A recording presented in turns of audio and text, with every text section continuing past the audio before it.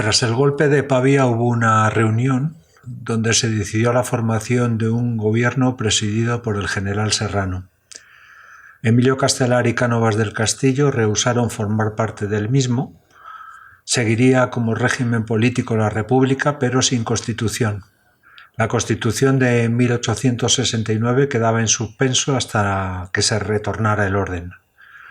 Los objetivos del gobierno militar de Serrano fue el restablecimiento del orden público, acabando con las revueltas cantonalista y carlista, y salir de la crisis económica. En cuanto a la guerra carlista, estos intentaron nuevamente un asedio a Bilbao en los meses de febrero a mayo. El general Serrano dejó el gobierno y se puso al mando de las tropas, y consiguieron rechazar a los carlistas en Bilbao, compartiendo su éxito con los generales alfonsinos de la Concha y Martínez Campos. Pero las tropas de Serrano, las tropas del gobierno, fracasaron en la toma de Estella en el 27 de junio de 1874 y esto reactivó el carlismo. Pero fue un espejismo, ya que volvieron a fracasar entre agosto y septiembre nuevamente en la toma de una gran ciudad, primero en Pamplona y luego en Irún. Y el golpe de Martínez Campos del 29 de diciembre supuso el final del carlismo, ya que muchos de sus seguidores se pasaron al bando alfonsino. Bilbao, la vieja fijación del carlismo, la vieja ilusión.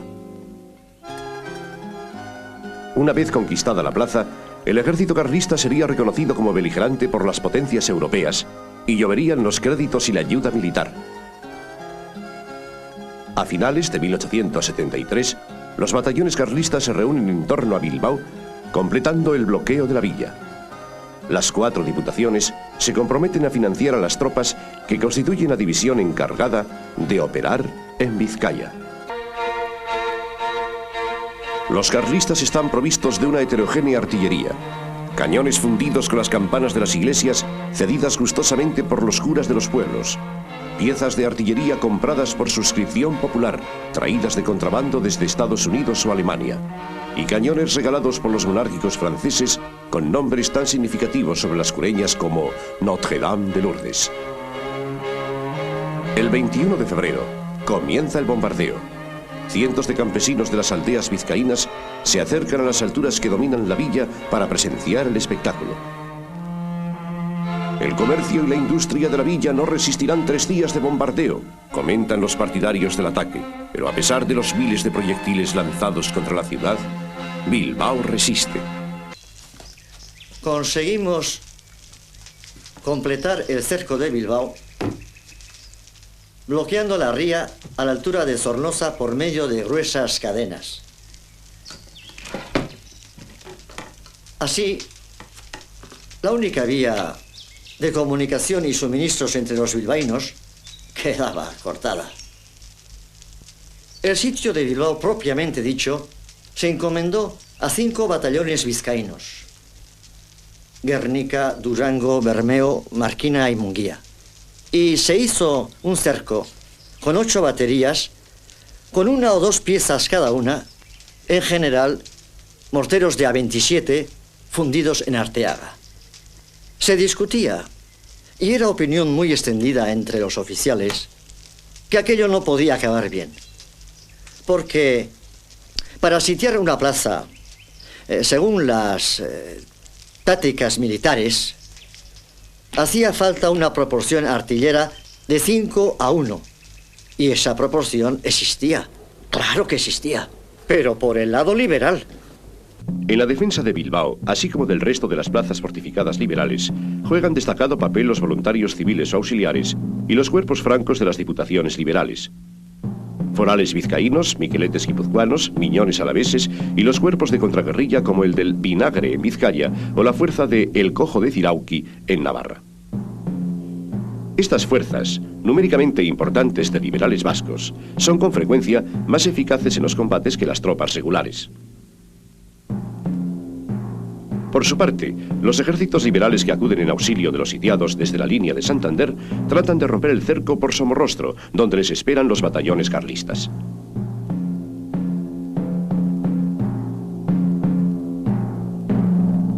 Cientos de muertos republicanos quedan en el campo en los intentos de socorrer a Bilbao.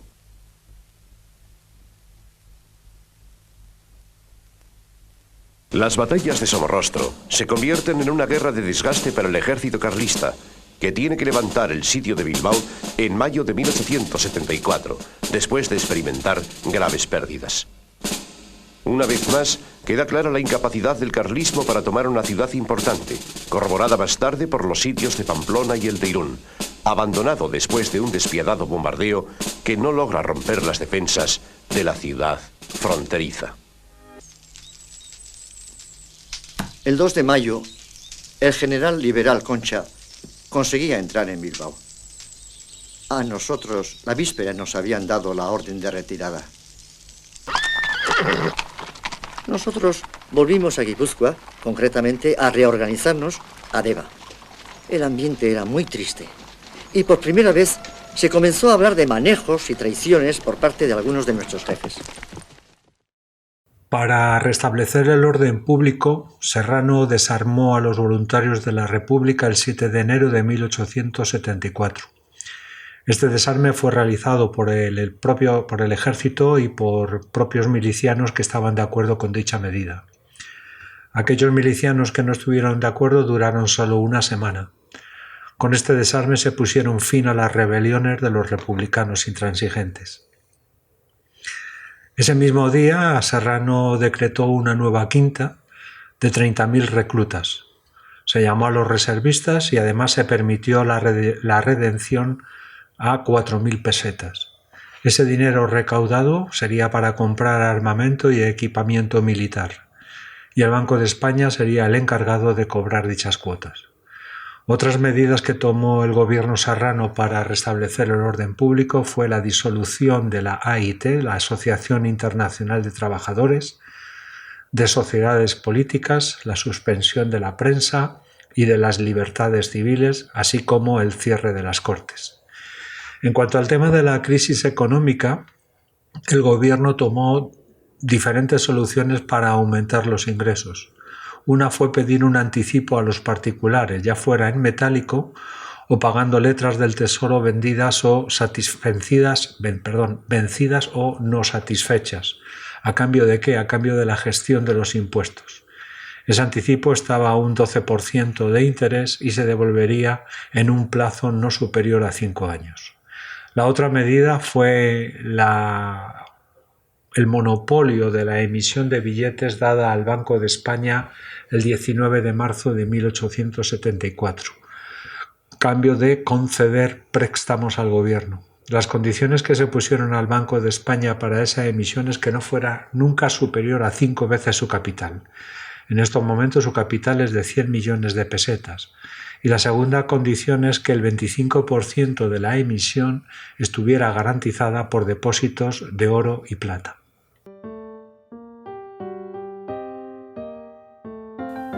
Nací en Málaga en 1828. A los 17 años me trasladé a Madrid para estudiar Derecho en la universidad. Sin embargo, desde joven mis inquietudes se dirigieron hacia la literatura y más concretamente hacia la historia. A la política llegué a través del periodismo, integrándome en la Unión Liberal. Mi primera responsabilidad política fue la redacción del Manifiesto de Manzanares, en la revuelta de la Vicalvarada de 1854, donde se exigía a la corona reformas liberales. Ocupé cargos políticos como los de diputado, agente de preces en Roma, gobernador civil de Cádiz, director general de la administración local, ministro de Gobernación y de Ultramar en los últimos años del reinado de Isabel II. Fui desterrado a Palencia en 1866 por mi actitud en la insurrección de los sargentos del cuartel de San Gil. Durante el sexenio revolucionario asumí el liderazgo del minoritario Partido Conservador, pero me aproveché de los fracasos tanto de la monarquía de Amadeo como de la Primera República para restaurar a los Borbones en el trono. Dentro de mis planes no entraba el uso de la fuerza, pero el general Martínez Campos se me adelantó, proclamando a Alfonso XII como rey en Sagunto en diciembre de 1874. Ejercí la regencia hasta la llegada del nuevo rey a España, y este me confirmó como presidente del gobierno. Mi objetivo era acabar con la violencia política y los pronunciamientos militares que habían marcado el reinado de Isabel II. Para garantizar dicha estabilidad, me basé en el modelo inglés de alternancia en el poder entre dos partidos, el mío, el conservador, y el liberal, liderado por Sagasta. La peculiaridad de este sistema se basaba en el control de las elecciones y el acuerdo entre Sagasta y yo a espaldas del Parlamento y de la opinión pública. Acabé con los conflictos cantonal, carlista y cubano, pero no pude ante los nuevos retos, como el nacionalismo catalán, el movimiento obrero, el anarquismo, las disidencias dentro de mi partido y la reaparición de los integristas cubanos. Acabé mi vida de una manera muy trágica. Sufrí un atentado en el balneario de Santa Águeda por un anarquista italiano en 1897. Tenía 69 años.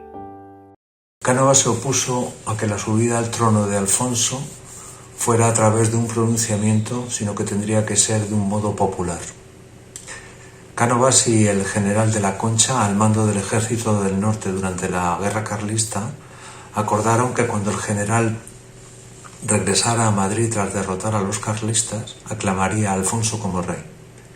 Pero de la Concha murió en combate el 27 de junio de 1874 y a Cánovas no le quedó más remedio que hacer partícipes de la conspiración al resto de los generales alfonsinos y a los dirigentes políticos. El motivo de que no estuvieran informados era evitar todo tipo de indiscreción y protagonismos por parte de los moderados. En noviembre se reunieron en casa del conde de Cheste los principales generales alfonsinos y se acordó que el pronunciamiento debía contar siempre con la autorización de Cánovas. Durante la estancia de Alfonso en la Academia Militar de Sanjars, Cánovas redactó un manifiesto que envió al príncipe para su firma el 1 de diciembre de 1874. El pretexto de tal documento era contestar a las felicitaciones por su 17 cumpleaños, que significaba la mayoría de edad. El contenido de este manifiesto incluía el nuevo sistema político a implantar en España, que sería una monarquía constitucional, conservadora y católica, con soberanía compartida entre el rey y las Cortes y la apertura a todos los partidos políticos que defendieran el orden social. Lo que estaba buscando Cánovas era la estabilidad del régimen y acabar con todo tipo de pronunciamiento. Todo estaba preparado, pero surgió lo inesperado. El partido alfonsino de Valencia, liderado por la Liga de Propietarios, se anticipó porque estimaban que en la espera habían perdido 2/3 de sus apoyos y peligraba el éxito del alzamiento de Alfonso como rey. El 28 de diciembre, el general Arsenio Martínez Campos abandonó Madrid y se dirigió a Sagunto para capitanear el alzamiento. Cánovas se opuso a tal movimiento y cedió todas las responsabilidades y sus poderes de jefe de la causa alfonsina al conde de Cheste.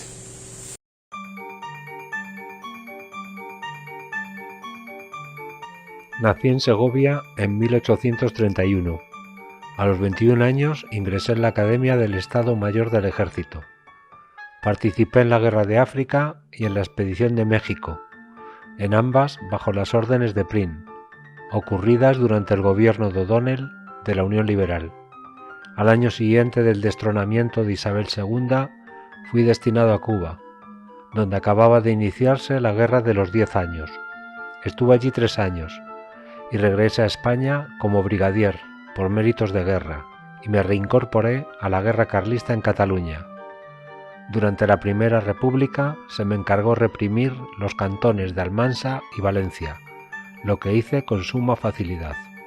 Coincidía con Cánovas en la restauración de los Borbones en el trono, pero no estaba dispuesto a esperar a que la República cayera de madura. Por eso, el 29 de diciembre de 1874, me puse al mando de las tropas en Sagunto y proclamé a Alfonso como rey de España. Alfonso XII me ordenó acabar con los carlistas, y eso hice, primero en Cataluña y luego en Navarra, En febrero de 1876, el rey hacía su entrada en Pamplona y yo era ascendido a capitán general. Mi siguiente destino fue Cuba, y conseguí un acuerdo con algunos de los rebeldes en febrero de 1878, poniendo fin con ello a la Guerra de los 10 años, a cambio de una mayor autonomía para la isla y la promesa de abolir la esclavitud. Al año siguiente volví a España, y a instancias de Cánovas ocupé el cargo de presidente del Consejo de Ministros y ministro de Guerra, pero a los 6 meses fue sustituido por el propio Cánovas. Las formas de Cánovas no me gustaron, abandoné el partido y me afilié al Partido Liberal de Sagasta. 2 años después volví a ser ministro de Guerra y desde mi puesto fundé la Academia General Militar en el Alcázar de Toledo. En 1893 sufrí un atentado por un anarquista cuando presidía un desfile militar en Barcelona como capitán general de Cataluña. Salí ligeramente herido. Ese mismo año me mandaron a Melilla para resolver el conflicto con las tribus rifeñas que habían atacado a soldados españoles. Firmé con el sultán un tratado poniendo fin al conflicto. Nuevamente fui destinado a Cuba, porque la guerra se reanudó, pero esta vez mis intentos conciliadores no funcionaron, y al negarme a endurecer las medidas contra los rebeldes, fui relevado del cargo y regresé a España. 5 años después, morí en Zarauz a los 69 años. El 30 de diciembre de 1874 el alzamiento triunfa en Valencia y el capitán general de Madrid, Fernando Primo de Rivera, depone al gobierno de Sagasta y asume el poder. El general Serrano acepta la nueva situación y marcha al exilio. Se da orden de liberar a Cánovas, que había sido encarcelado cuando se produjo el pronunciamiento en Sagunto, y se le pide que forme un gobierno provisional con moderados y unionistas a partes iguales. En el tema del pronunciamiento hay varias versiones. La más difundida es que la impaciencia de Martínez Campos comprometió los planes de Cánovas del Castillo, que era partidario de la restauración de una manera pacífica y por aclamación nacional sin la participación del ejército. Pero a lo largo de los años hubo diferentes versiones. En marzo de 1876, los moderados Pidal y Moyano recriminaron a Cánovas la pasividad que tuvo durante el pronunciamiento. Cánovas aceptó que había discrepancias entre él y Martínez Campos, pero se declaró totalmente conforme con el pronunciamiento. Sin embargo, en junio de 1880, Cánovas declaró que no era partidario del pronunciamiento y que se tenía que haber hecho por aclamación nacional.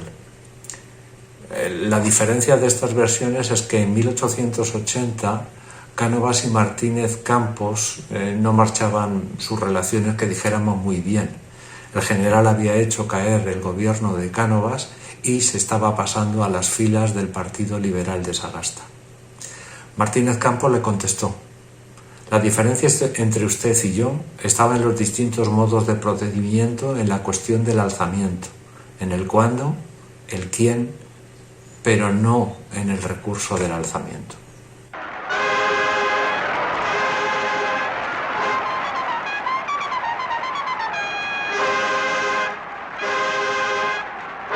A mediados de enero de 1875, Alfonso XII hace su entrada oficial en Madrid.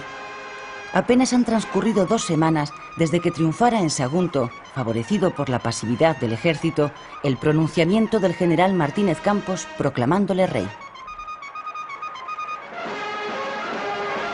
La acción de Martínez Campos contó con la desaprobación del líder de la causa alfonsina, Antonio Cánovas, contrario a que el rey fuera repuesto en el trono gracias a un golpe de Estado. Los españoles que le reciben esperan que el nuevo rey acabe con las 2 guerras que siguen abiertas y termine con la inestabilidad política que España lleva padeciendo desde la Revolución de 1868. La restauración de los Borbones en el trono, 6 años después de su expulsión, ha sido posible gracias al trabajo político de varios años que Cánovas ha realizado en favor de la causa alfonsina.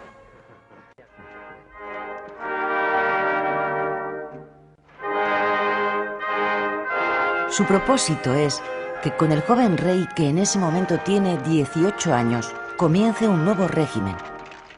Lo que Cánovas pretende es dar a la sociedad civil el protagonismo de la política y sustituir el recurso al pronunciamiento militar por el acuerdo entre dos grandes partidos para la alternancia en el poder, al estilo británico.